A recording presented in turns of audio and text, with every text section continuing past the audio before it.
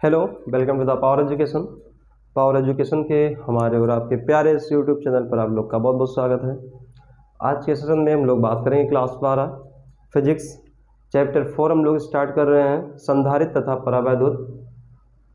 तो इस चैप्टर का आज दूसरा पार्ट है और इससे पहले के वीडियो अगर आप नहीं देखे हैं तो उसका लिंक डिस्क्रिप्शन में आपको दे दिया गया है, आप वहां से जाकर वीडियो को देख सकते हैं।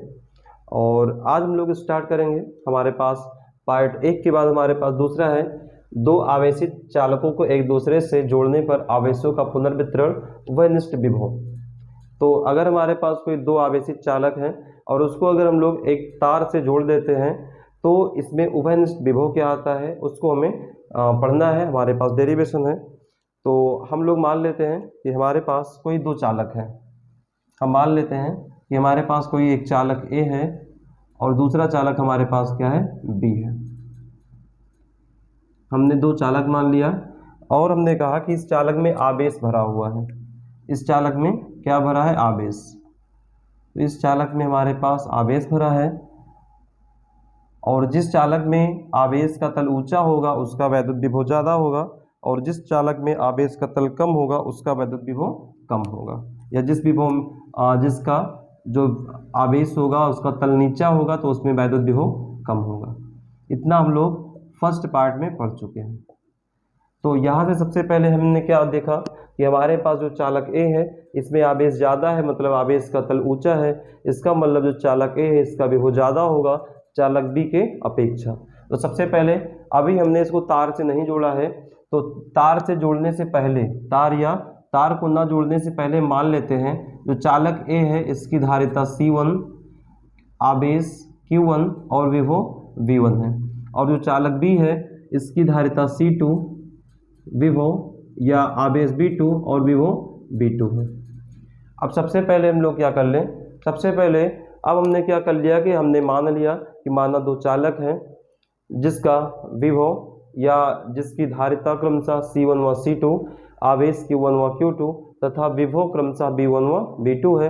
अब हम क्या बोलेंगे कि इसको हमने एक आवेशित तार से जोड़ दिया है, दोनों चालक को हमने एक आवेशित तार से जोड़ दिया है। दोनों चालकों को एक तार से जोड़ने के बाद क्या होगा कि जो चालक ए है इसमें से आवेश का तल ऊंचा है, तो यहाँ से तल या इस चालक से आवेश चालक बी में जाएगा। कब तक जाएगा, जब तक कि दोनों के आवेश बराबर ना हो जाए। तो अब हम लोग मान लेते हैं, अच्छा देखो, तार जोड़ने के बाद हम लोग मान ले चालक की धारिता जो पहले थी वही बाद में है, C1 रहेगा। आवेश क्या होगा, पहले देखो भाई आवेश इसमें ज़्यादा था लेकिन हमने तार जोड़ दिया तो कुछ आवेश इसमें से यहाँ चला गया, तो मान लेते जो आवेश बचा है वो Q1 डैश बचा है, Q1 डैश बचा है। विभव हमारा क्या होगा, अब ये आवेश तब तक यहाँ पर जाएगा जब तक कि दोनों के तल आपस में बराबर ना हो जाए, मतलब जब तक कि दोनों के आवेश बराबर ना हो जाए। और अगर आवेश बराबर हो गया तो हम क्या बोल सकते हैं, दोनों का विभव बराबर है, तो भैया दोनों का विभव जो है V हो जाएगा। इस सेकेंड में आएंगे तो धारिता आपकी कभी नहीं बदलेगी, चाहे तार जोड़ो चाहे ना जोड़ो। अब देखो पहले आवेश हमारे पास कम था, जब तार हमने जोड़ा तो इसमें से आवेश इसमें आया, इसका मतलब आवेश बदल रहा है, इसको मान लेते हैं Q2 डैश, और जो विभव होगा हमारा एक समान दोनों में हो जाएगा। तो अब सबसे पहले हमें यहाँ क्या पढ़ना है, उभयनिष्ठ विभव। क्या पढ़ना है, उभयनिष्ठ विभव, उभयनिष्ठ विभव। तो उभयनिष्ठ विभव में हमारे पास क्या हो जाएगा, यहाँ सबसे पहले हम लोग क्या पढ़ेंगे, आवेश संरक्षण का नियम। अब आवेश संरक्षण का नियम क्या बोलता है कि दोनों चालकों को तार से जोड़ने का पहले, या दोनों चालक जो हैं इनको तार जोड़ने से पहले का आवेश बराबर होगा तार जोड़ने के बाद के आवेश से। तो हम लोग यहाँ पर लगा दें आवेश संरक्षण का नियम, आवेश संरक्षण का नियम। तो आवेश संरक्षण का नियम क्या बोलता भाई, तार जोड़ने से पहले का आवेश, तार जोड़ने से पहले का आवेश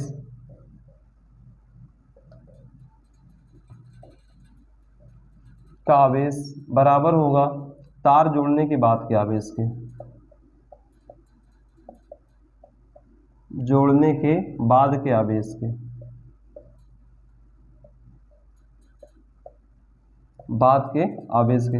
अब देखो तार जोड़ने के पहले दोनों चालक का आवेश Q1 और Q2 है, तो यहाँ पर हम क्या लिख लें, Q1 plus Q2, Q1 plus Q2 बराबर होगा तार जोड़ने के बाद के आवेश। तो भैया तार जोड़ने के बाद क्या हो रहा, Q1 dash plus Q2 dash.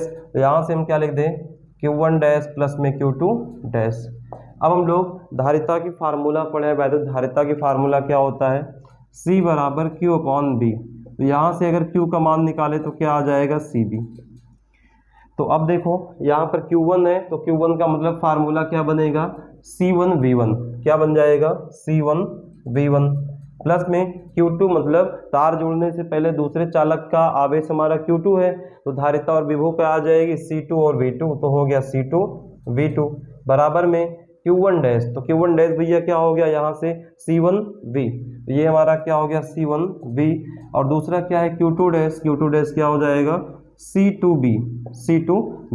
अब अगर हम लोग यहाँ देखेंगे तो हमारा B दोनों में कॉमन आ रहा, तो बचेगा C1, C2 क्या हो जाएगा B।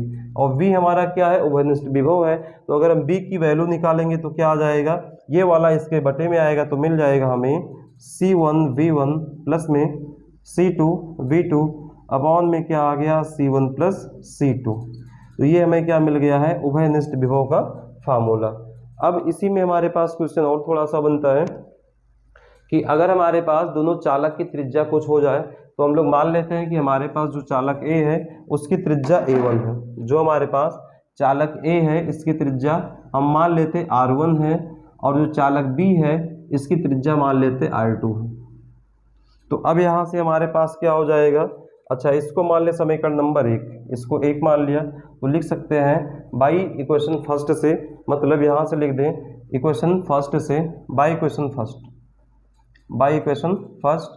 अब देखो यहाँ से हमारे पास उभयनिष्ठ विभव V बराबर, देखो ये हमारा C1 है, C2 है, C1 C2। C1 का मतलब अब क्या हो गया कि अगर हमारे पास कोई चालक है और उसकी त्रिज्या R है, तो हम लोग धारिता का फार्मूला पढ़ चुके हैं इससे पहले पार्ट में, आप वहाँ विजिट कर लें। तो उसमें आपको बताया गया है किसी विलगित गोलीय चालक की धारिता C बराबर 4 पाई एप्सिलॉन नॉट A1, या C बराबर 4 पाई एप्सिलॉन नॉट A का मतलब त्रिज्या है, और यहाँ त्रिज्या हमने क्या माना R। तो आपका फार्मूला है C बराबर 4 पाई एप्सिलॉन नॉट A, जहाँ पर A त्रिज्या है। तो पहले चालक की त्रिज्या R1 है, तो यहाँ हम लोग क्या लिख दे C1 की जगह पे 4 pi epsilon not R1 plus उसके बाद B1 है, उसके बाद क्या है V1, उसके बाद आपका क्या आएगा C2 का मतलब क्या हो गया 4 पाई एप्सिलॉन नॉट C2 मतलब दूसरे चालक का त्रिज्या R2 इंटू में क्या आपका है V2 है, तो हमने V2 लिख दिया। अपॉन में क्या आएगा C1 प्लस C2, तो C1 का मतलब फिर हो जाएगा पहले चालक की धारिता, तो 4 पाई एप्सिलॉन नॉट R1, और C2 का मतलब आपका हो गया 4 pi epsilon not R2, 4 pi epsilon not R2। अब आप यहाँ से देखो कुछ कॉमन आ रहा है, क्या कॉमन आ रहा है भैया, ये 4 pi epsilon not, 4 pi epsilon not, 4 pi epsilon not, 4 pi epsilon not. तो ऊपर 4 पाई एप्सिलॉन नॉट, नीचे 4 पाई एप्सिलॉन नॉट लेकर कॉमन करेंगे और दोनों क्या हो जाएगा, कैंसिल आउट हो जाएगा। तो हमें B बराबर क्या मिलेगा यहाँ से R1V1 प्लस में R2V2, और अपॉन में क्या आ गया आपका R1 प्लस R2। तो ये हमारा क्या हो गया भैया कि उभयनिष्ठ विभव किसी गोलीय चालक के लिए जब उनकी त्रिज्याएं R1 और R2 है। तो अगर आपसे गोलीय चालक के लिए उभयनिष्ठ विभव और धारिता की टर्म में पूछा गया ये फार्मूला है, और अगर त्रिज्या और विभव के टर्म में पूछा गया तो ये फार्मूला है। तो इतना आप नोट कर लीजिए। अब हम लोग पढ़ेंगे अगला टॉपिक, इसी में है स्थानांतरित आवेश की मात्रा। स्थानांतरित आवेश की मात्रा का मतलब क्या है कि जब हमने शुरुआत में चालक A और V लिया है तो हमारे पास आवेश Q1 था, लेकिन जब हमने इसको एक आवेशित तार से जोड़ दिया है तो इसका आवेश घटकर क्या हो रहा है Q1 डैश। तो इसका मतलब क्या हो गया कि कितने आवेश तार जोड़ने के बाद एक स्थान से दूसरे स्थान पर गए हैं, स्थानांतरित हुए हैं। तो यहाँ सबसे पहले देखो हमारे पास क्या आवेश है Q1 है, क्या है Q1। तार जोड़ने के बाद क्या हो रहा है Q1 डैश, तो हम लोग क्या करते हैं इसको घटा लेते हैं, तो ये हो गया Q1 डैश। अब यहाँ से Q1 का मतलब क्या हो गया C1V1, Q1 का मतलब क्या हो गया C1V1 हो गया, और माइनस में Q1 डैश का मतलब क्या हो गया C1B, क्या हो गया भैया C1B। तो यहाँ से देखो हमारे पास क्या आ गया, C1B1 माइनस C1। अभी हम लोग V का फार्मूला जनरेट किए उभयनिष्ठ विभव का, C1B1 प्लस C2B2 अपॉन में C1 प्लस C2। तो यहाँ हम लोग वैल्यू रख दें, क्या आएगा, C1V1 प्लस में C2V2 अपॉन में क्या आ गया, C1 प्लस C2। अब हम लोग सिंपली क्या कर ले, इसका एलसीएम ले लेते हैं। तो भैया अगर इसका एलसीएम लेंगे तो क्या आएगा, टोटल हमारे पास हो गया C1 प्लस C2। देखो इसका एलसीएम यहाँ लेंगे मतलब दोनों का गुणा होगा, तो इसका पहले मल्टीप्लाई C1 में कराएंगे तो आ गया C1 स्क्वायर V1 और प्लस में इसका गुणा कराएंगे यहाँ तो आएगा C1 C2 इंटू में V1 माइनस, अब इसका यहाँ कराएंगे तो हो जाएगा आपका C1 स्क्वायर V1 और प्लस माइनस माइनस हो गया आपका, ये आपका आ गया C1 C2 और V2। अब देखेंगे तो यहाँ आपका कुछ कैंसिल हो रहा है, यहाँ से हम लोग क्या देखेंगे, हमारे पास C1 स्क्वायर V1 ये दोनों कैंसिल आउट हो गया। यहाँ हमारा क्या बचा, C1 C2 B1 minus C1 C2 B2। तो C1 C2 दोनों में कॉमन है तो C1 C2 कॉमन ले लिया, तो क्या बचा V1 और माइनस में क्या बचा V2 बचा है, और अपॉन में आपका क्या आया है C1 प्लस C2। ये जो हमारे पास फार्मूला आया है ये क्या हो गया, स्थानांतरित आवेश की मात्रा, और ये हमारे पास फार्मूला आया C1 C2 और V1 माइनस V2 अपॉन में C1 प्लस C2 का। अभी इसमें हमें एक टॉपिक और करना है कि ऊर्जा ह्रास क्या होगा, मतलब इसमें जो ऊर्जा का ह्रास होगा, ऊर्जा की कमी आएगी, वो क्या आएगी। तो लास्ट अभी इसी में हम लोग के पास है ऊर्जा का ह्रास। तो ह्रास का मतलब क्या हो गया, कमी हो गया। तो जैसे अभी क्या बोला गया कि जब हमने चालक को एक तार से जोड़ दिया है तो आवेश का जो तल है ऊंचे चालक से कम चालक की ओर जाएगा। तो इसमें जो स्थितिज ऊर्जा होती है, क्योंकि भाई अगर आवेश एक स्थान से दूसरे में जाएगा तो कुछ कार्य होगा, और अगर कार्य होगा तो स्थितिज ऊर्जा आएगी। तो जो स्थितिज ऊर्जा होती है उसके बाद में कमी आ जाती है। तो हम लोग इसमें क्या लिखेंगे, हेडिंग हमारे पास रहेगा कि ऊर्जा का ह्रास। तो यहाँ पर क्या हो जाएगा, ऊर्जा ह्रास।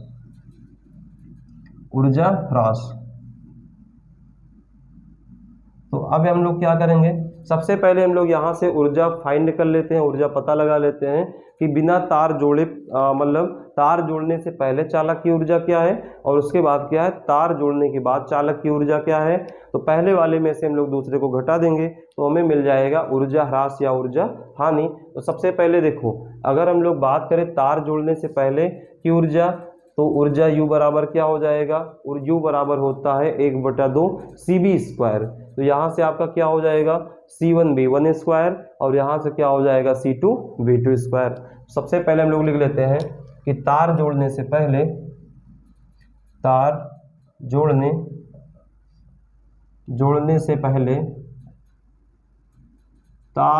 से पहले ऊर्जा बराबर, तो भैया ऊर्जा UI, प्रारंभिक ऊर्जा क्या है UI। तो देखो अभी हम लोग जानते हैं U बराबर क्या होता है, स्थितिज ऊर्जा का फार्मूला कर चुके हैं, हाफ CB स्क्वायर। तो पहले हमारा क्या है, धारिता C1 आवेश B1, तो हो जाएगा 1/2 C1V1 स्क्वायर। और ये तो पहले चालक की है, दूसरे चालक की क्या हो जाएगी 1/2 C2V2 स्क्वायर। अब हम लोग क्या कर लें, तार जोड़ने के बाद की ऊर्जा निकाल लें। तो तार जोड़ने के बाद की ऊर्जा जो होगी यहाँ पर लिख लिया जाए, तार जोड़ने के बाद की ऊर्जा, तो इसको लिख देते हैं UF, U फाइनल बराबर, ये हमारे पास क्या आएगा, देखो हमारे पास आ गया 1/2 CB स्क्वायर से लिखेंगे C1B स्क्वायर। तो यहाँ से क्या आ जाएगा हमारे पास 1/2 C1B स्क्वायर प्लस में दूसरे चालक की क्या है C2B स्क्वायर। अब हम लोग क्या करेंगे, जो ऊर्जा हानि होगी पहले ऊर्जा में से लास्ट वाले ऊर्जा को घटा देते हैं। अच्छा, अगर यहाँ से हम लोग थोड़ा और सॉल्व करें तो देखेंगे तो 1/2 भी कॉमन है और उसके बाद क्या कॉमन है, B स्क्वायर भी कॉमन है। तो हमने ऐसे लिख दिया B स्क्वायर। अब हम लोग यहाँ पर क्या लिख दें, ऊर्जा हानि को कैसे लिखेंगे, डेल्टा U से, डेल्टा U बराबर UI माइनस UF। तो पहली ऊर्जा में से हम लोग दूसरे को घटा देंगे तो क्या कर लिया जाए, हम लोग मान रखते हैं। अच्छा, यहाँ देखो 1/2 यहाँ भी कॉमन है, तो हम लोग क्या कर ले 1/2 बाहर कर लेते हैं, तो क्या मिल जाएगा हमें C1 v1 स्क्वायर प्लस में c2 v2 स्क्वायर।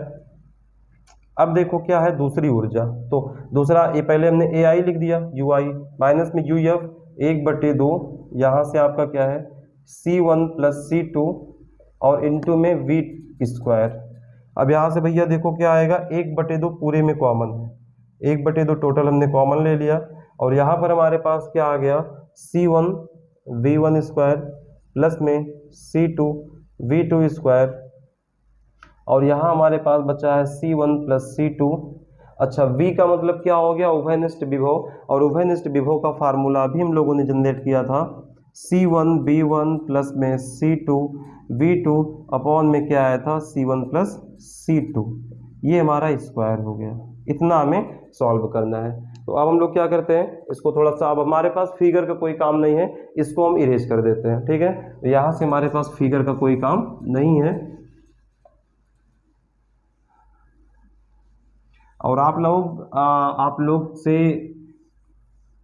उम्मीद है, आशा है कि आप लोग चैनल को ज़्यादा से ज़्यादा सब्सक्राइब करें और वीडियो को ज़्यादा से ज़्यादा शेयर करें, और जिससे ये जो इम्पोर्टेंट वीडियो है ये सभी के पहुंच जाए, ठीक है। तो अब हम लोग आगे बढ़ते हैं, यहाँ से इसको सॉल्व करने की कोशिश करेंगे। तो देखो सबसे पहले क्या होगा भाई, ये हमारा क्या होल स्क्वायर, ये होल स्क्वायर है, तो अगर इसका देखो अब अगर हम लोग इसका स्क्वायर कर दें तो ये एक पावर से एक कट जाएगा, तो यहाँ हमारे पास क्या बचेगा, ये आपके पास आएगा डेल्टा यू बराबर 1/2।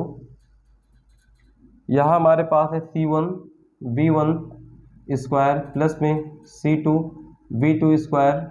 इसके बाद हमारे पास क्या बच गया, देखो एक वाले से ये वाला कट गया, तो यहाँ आपका स्क्वायर है, तो यहाँ पहले हम लोग माइनस लगा दें, C1 v1 प्लस में C2 v2 होल स्क्वायर और अपॉन में एक पावर कटा तो हमारे पास क्या बच गया C1 plus C2, C1 plus C2। अब हम लोग इसका एलसीएम लेंगे तो क्या मिलेगा 1/2। देखो इसका लासा लेंगे तो ये हमारे पास आ जाएगा बटे में C1 प्लस C2। अब थोड़ा ध्यान से देखेंगे, इसका गुणा यहाँ होगा, तो गुणा कैसे कराएंगे हम लोग, यहाँ पर गुणा कैसे करवाएंगे भैया, देखो सबसे पहले C1 को उठाओ, इन दोनों में गुणा करवा दो, तो क्या हो जाएगा C1 C1 C1 square, C1 square और V1 स्क्वायर। उसके बाद क्या आएगा C1 C2 V2 square, C1 C2 V2 square. अब दूसरा उठा लो, C2 का दोनों में मल्टीप्लाई कराओ तो क्या आएगा C1 C2 V1 स्क्वायर, तो C1 C2 V1 स्क्वायर। दूसरा आपका क्या आ जाएगा यहाँ से, ये आपका प्लस C2 स्क्वायर, इसका यहाँ करवाएंगे C2 स्क्वायर और V2 स्क्वायर। अब यहाँ पे देखो हम लोग के पास क्या है कि ये हमारे पास minus C1 V1 plus C2 V2 का होल स्क्वायर है, यहाँ आप लगा देंगे A plus B whole square का फार्मूला। तो अगर हमारे पास यहाँ माइनस लगा है मतलब सारे वैल्यूज माइनस में हो जाएंगे, तो ये आपका पहले क्या आएगा A स्क्वायर मतलब C1 स्क्वायर V1 स्क्वायर। फिर क्या आता है A स्क्वायर माइनस 2AB, तो हम लोग लिख लेते हैं माइनस 2AB, तो ये हमारा हो जाएगा AB की जगह इस वाली वैल्यू को हम यहाँ लिख देते हैं, यहाँ से वाला, तो क्या हो जाएगा 2AB का मतलब हो गया 2A का मतलब हो गया C1 V1 और इसका मतलब क्या हो गया C2 V2, और इसके बाद आपका प्लस क्या होता है B स्क्वायर का मतलब हो गया C2 और V2 का स्क्वायर, और ये वैल्यू आपकी क्या आएगी माइनस में, क्योंकि हमारे पास आगे क्या लगा है माइनस लगा है। अब देखो यहाँ से आपका कुछ कैंसिल हो रहा है, देखो आपका ये C1 square V1 square C1 square V1 square, और आपका कैंसिल हो रहा होगा C2 और V2 स्क्वायर, तो यहाँ भैया हमारा कैंसिल हो रहा है, ये आपका स्क्वायर रहेगा, तो C2 स्क्वायर और V2 स्क्वायर ये कैंसिल हो रहा। अब हमारे पास यहाँ से बचा है 1/2, ये डिनोमिनेटर आपका C1 और C2 कॉमन है। अच्छा ऊपर देखो C1 C2 common, C1 C2 common, C1 C2 common है, तो यहाँ से हमने बाहर कर लिया C1 C2 को। अब देखो क्या बचा है V2 स्क्वायर और यहाँ बचा है V1 स्क्वायर, और इधर आपका ये माइनस में बचा है क्या, माइनस में क्या बचा है 2V1 V2। अब यहाँ से हम लोग क्या बोल सकते हैं, डेल्टा U बराबर आ गया 1/2 C1 प्लस C2 और ये वाला क्या है C1 इंटू C2। यहाँ देखो हमारे पास क्या बन रहा है a square plus B square minus 2ab। तो यहाँ से हम लोग इसको लिख सकते हैं, कि v1 माइनस v2 का होल स्क्वायर। तो ये हमारे पास जो आया है ये किसका फार्मूला है, ऊर्जा हानि का। ऊर्जा हानि का 1/2 C1 प्लस C2, फिर ब्रैकेट में आप लिखेंगे C1 C2 और ब्रैकेट में v1 माइनस v2 का होल स्क्वायर। अब क्या यहाँ से आप बता सकते हैं कि जो ऊर्जा हानि होती है वो धनात्मक होगी या ऋणात्मक होगी। तो देखो हमने आपको बताया कि C1 क्या है, धारिता है, धारिता हमेशा धनात्मक होती है। V का मतलब क्या, विभव है, तो विभव तो ऋणात्मक, धनात्मक और जीरो हो सकते हैं, परंतु यहाँ पर क्या लगा है, होल स्क्वायर। तो किसी भी संख्या का आप स्क्वायर जब कर लेंगे तो हमेशा क्या आएगा, धनात्मक आएगा। इसका मतलब जो ऊर्जा हानि प्राप्त होगी हमेशा क्या आएगी, वो धनात्मक आएगी। तो इस प्रकार से हमारे पास दो आवेशित चालकों को जोड़ने से एक दूसरे से जोड़ने पर जो आवेशों का पुनर्वितरण है, उभयनिष्ठ विभव है, जो स्थानांतरण आवेश की मात्रा है, और जो हमारे पास ऊर्जा हानि है, इतना टॉपिक हमारा क्लियर हो गया। तो हमारे पास अगला टॉपिक है संधारित्र कैपेसिटर। टॉपिक हमारे पास क्या है, संधारित्र। संधारित्र जिसे बोलते हैं कैपेसिटर।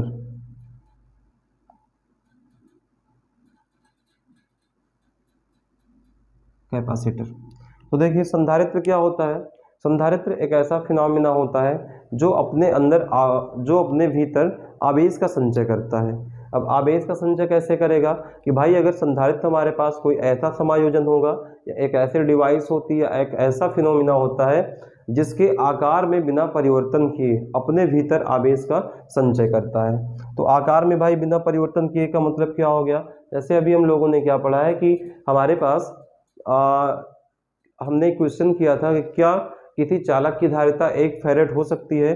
तो उसमें हमारे पास जो त्रिज्या आया था ए बराबर, वो कितना आया था, 90 लाख किलोमीटर। तो भाई 90 लाख किलोमीटर की त्रिज्या का कोई फिनोमिना बनाना बड़ा ही मुश्किल काम है।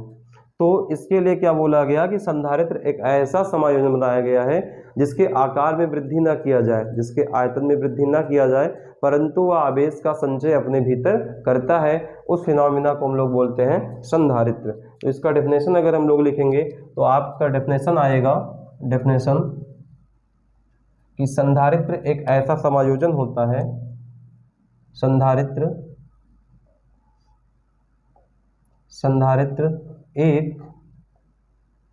एक ऐसा समायोजन होता है, एक ऐसा समायोजन होता है जो अपने भीतर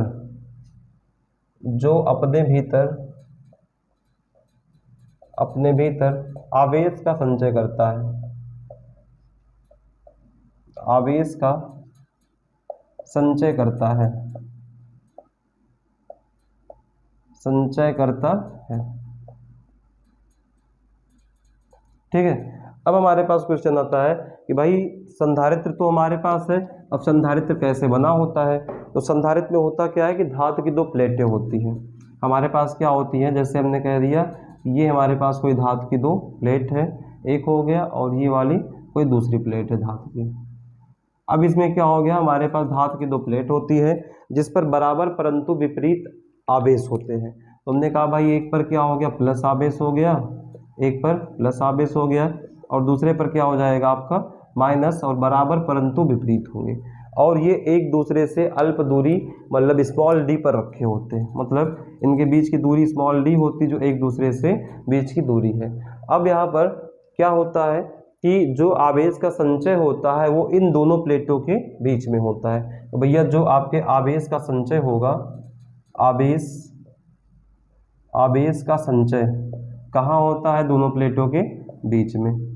संचय दोनों प्लेटों के बीच में होता है, दोनों प्लेटों के बीच में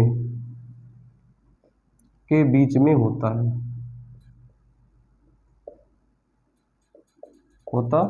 ठीक है। तो यहाँ से हम लोग क्या बोल सकते हैं, संधारित्र क्या होता है, इसमें धातु की दो प्लेट होती है, जिनमें बराबर परंतु विपरीत आवेश होता है, जो एक दूसरे से कुछ दूरी पर रखे होते हैं या दूरी स्मॉल डी होती है। और इसमें जो धातु या बोल सकते जो हमारे पास धातु की प्लेट है, इन दोनों प्लेटों के बीच में आवेश का संचय होता है। अब इसका भाई सिंबल क्या होता है, प्रतीक। प्रतीक क्या होता है, तो जो इसका सिंबल है वो आपका ऐसे रहेगा, दो पैरेलल लाइन रहेगी और ऐसे रहेगा, एक इसका क्या हो गया, सिंबल हो गया। अब हमारे पास एक क्वेश्चन आता है कि क्या संधारित्र में सिर्फ दो प्लेटें होती हैं, तो आपका ऐसा भी हो सकता है। हमने एक सिंपल सा प्लेट ले लिया, एक हमारा प्लस है, प्लस है, प्लस मतलब बराबर परंतु विपरीत आवेश हो गया। और जहाँ पर बराबर परंतु विपरीत आवेश होता है, या ऐसे बोल सकते हैं जहाँ पर हमारे पास दोनों आवेश होते प्लस माइनस, तो वहाँ पर एक वैद्युत क्षेत्र स्थापित हो जाता है जिसकी दिशा प्लस वाले से माइनस वाले की ओर होती है। अब जो हमारे पास संधारित्र होता है वो त्रिभुजाकार भी हो सकता है, गोलाकार भी हो सकता है और आयताकार भी हो सकता है। तो यहाँ से लिख सकते हैं संधारित्र, संधारित्र गोलाकार मतलब गोले के आकार का, गोलाकार, आयताकार, आयताकार तथा त्रिभुजाकार भी होते हैं, त्रिभुजाकार भी होते हैं, भी होते हैं।